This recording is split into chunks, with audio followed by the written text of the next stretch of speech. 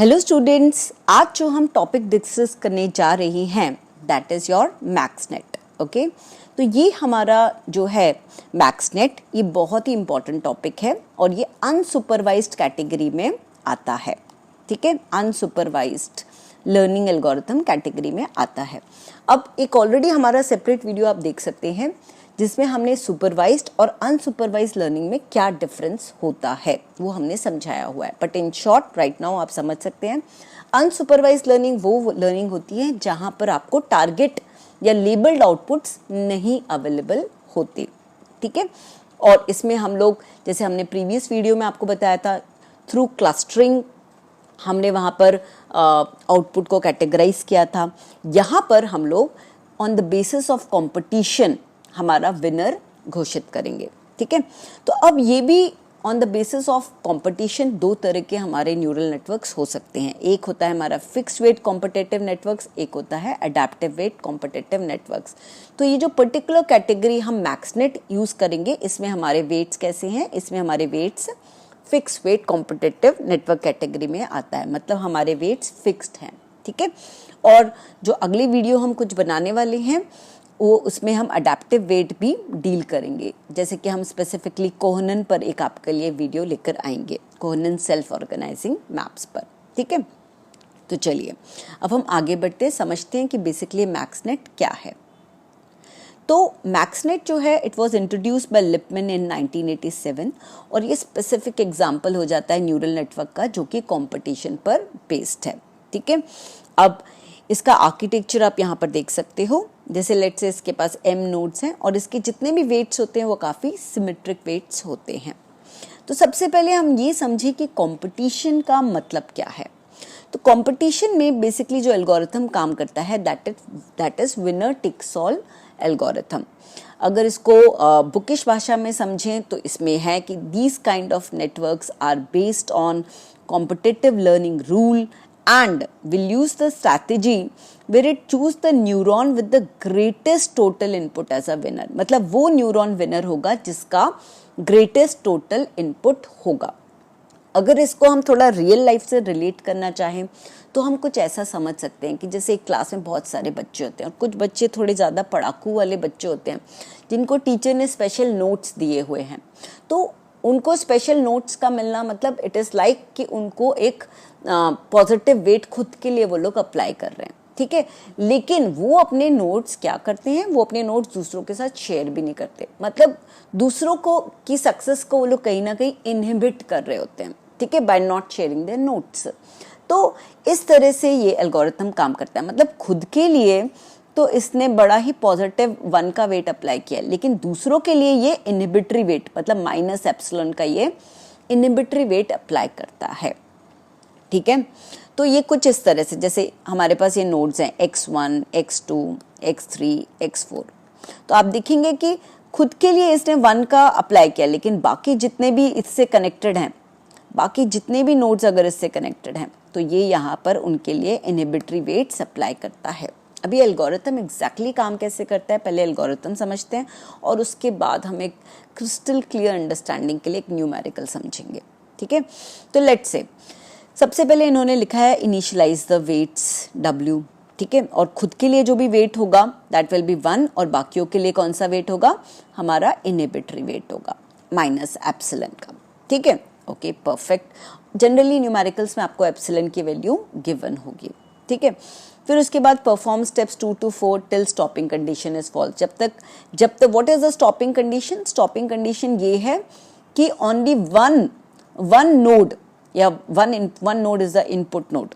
ठीक है, only one neuron is the winner. तो this is the stopping condition, मतलब सिर्फ उसी का ही आउटपुट जनरेट होगा, बाकी सबका आउटपुट 0 आ जाएगा। तो that will be my stopping condition. फिर नेक्स्ट क्या है, update the activations of each neuron. ठीक है, अब आप अपडेट किस रूल के हिसाब से करोगे, ये थोड़ा सा आप चाहे तो कॉपी पेंसिल लेके नोट डाउन कर लीजिए, क्योंकि ये वाली लाइन का हम काफ़ी इस्तेमाल करने वाले हैं।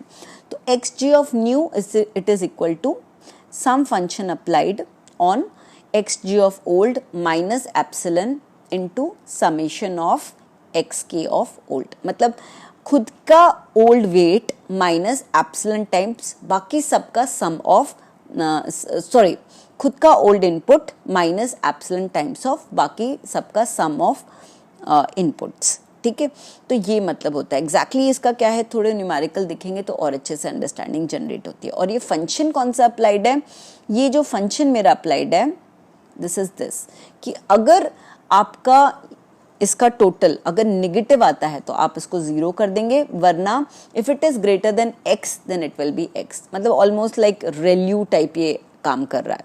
ठीक है, अब हम आगे देखते हैं। तो save activations for the next iteration, तो जो अभी हमारे वैल्यूज आए हैं उनको हम नेक्स्ट इटरेशन के लिए सेव कर लेते हैं। फिर test the stopping condition, if more than one neuron has non zero activation continue, तो अगर अभी भी output activation value non zero आ रही है तो वी हैव टू कंटिन्यू, जब तक कि एक विनर डिक्लेयर ना हो जाए वी हैव टू कंटिन्यू। चलिए अब इसको न्यूमेरिकल से समझते हैं।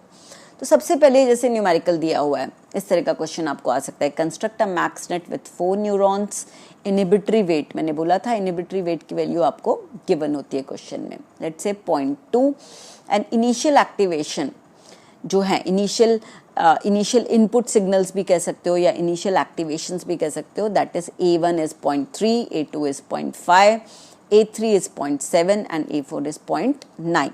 ठीक है, अब हम आगे बढ़ते हैं। तो अब यहाँ पे देखेंगे कि अपडेट रूल हमारा क्या था, एक्टिवेशंस को अपडेट करने वाला रूल ये था कि new activation is function of old activation minus epsilon time AK of old. और यहाँ पे हमने ये भी बताया था कि what is this function is nothing but अगर नेगेटिव वैल्यू आती है तो 0, अगर पॉजिटिव वैल्यू आती है तो x। परफेक्ट, तो अब अपन सबसे पहले फर्स्ट A1 का एक्टिवेशन कैलकुलेट करते हैं। तो आप देखिएगा, आपको मैंने क्या बताया था, A1 की जो वैल्यू है दैट इज 0.3, A2 की जो वैल्यू है दैट इज 0.5, A3 की जो वैल्यू है दैट इज 0.7 एंड A4 की जो वैल्यू है दैट इज 0.9।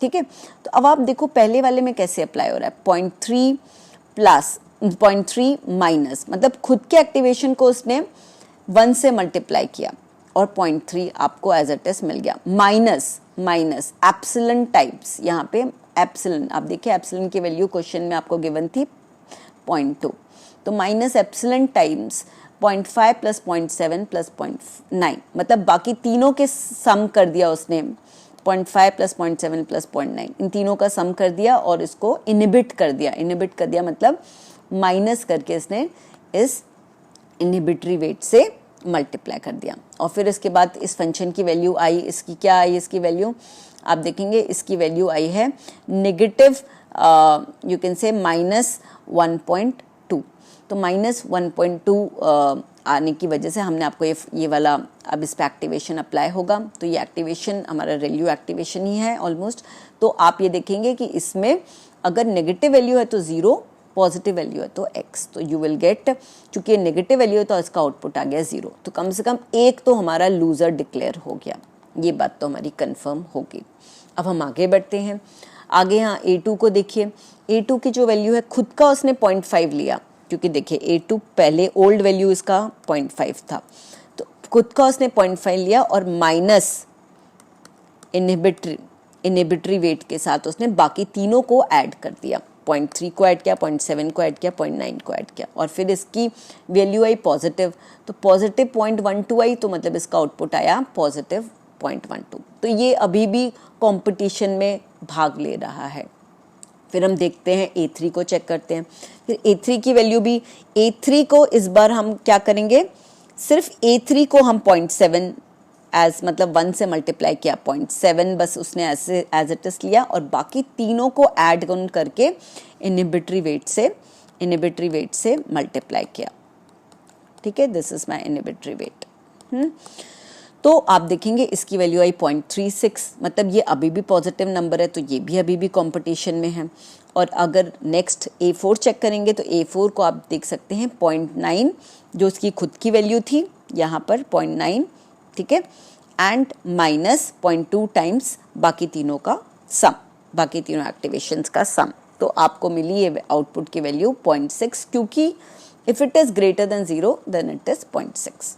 ठीक है, चलिए अब हम आगे बढ़ते हैं।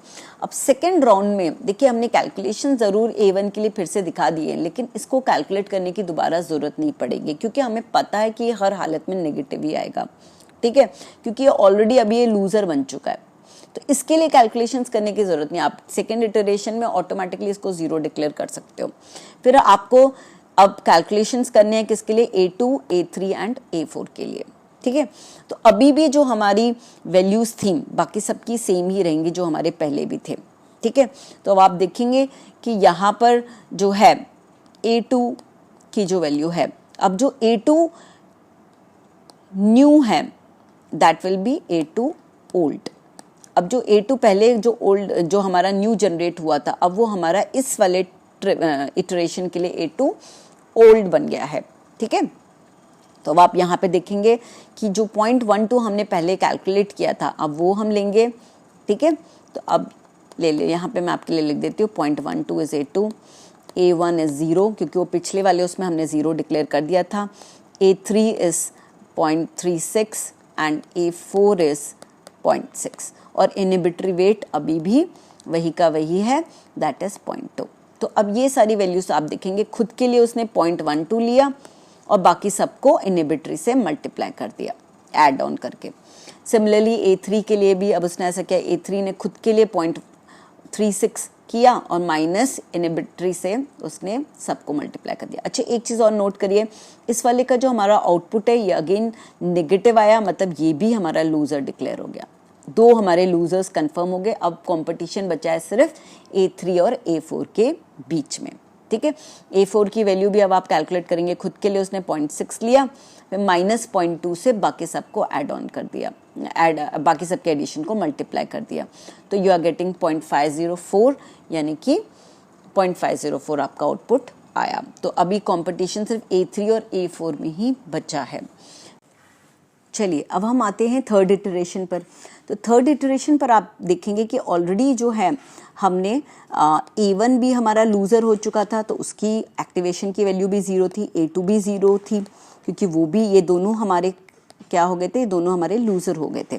तो अब कंपटीशन किस किस के बीच में था, A3 और A4 के बीच में, ठीक है।